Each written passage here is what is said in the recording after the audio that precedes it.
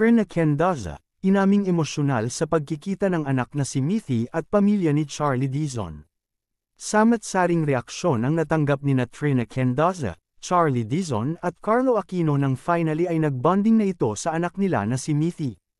Kumalat nga sa social media ang litrato ni Charlie Dizon at Carlo Aquino na nakikipag-bonding kay Mithy. Kasama nila ang kanilang pamilya ang makikita sa mga mata nilang masayang-masaya sila. Very sweet naman si Charlie Dizon na inaalagaan si Mithy. Mayroong natuwa dahil tila ito na ang simula ng hilang at totoong pagbabago sa kani-kanilang buhay. Ayon kay Trina Kendaza, kahit masakit ay kanyang ipinakita ang anak dahil deserve nito ang buong pamilya.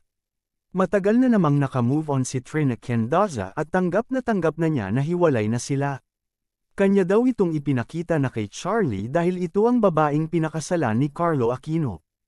Ang ayaw niya kasi noon ay malito ang anak kung iba't ibang babae ang kikilalanin nitong ina. Nakakasisiguro daw siyang si Charlie Dizon na ang magmamahal sa kanyang anak.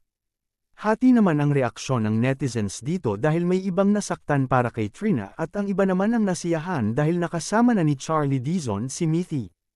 Ayon sa isang komento ng netizens, sana ay alagaan ni Charlie Dizon ng mabuti si Mithy at maging maalaga siya na stepmom dito.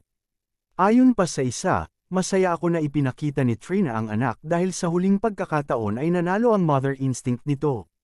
Samantala, may peace naman na sa puso ni Trina Kendaza at sinabi nitong hindi niya ipagdadamot ang bata kay Carlo Aquino at Charlie Dizon.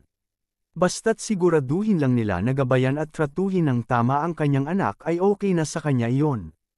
At the end of the day, alam niyang mas importante ang pagmamahal niya sa anak at hindi niya ipagpapalit ang bata sa kahit anumang halaga.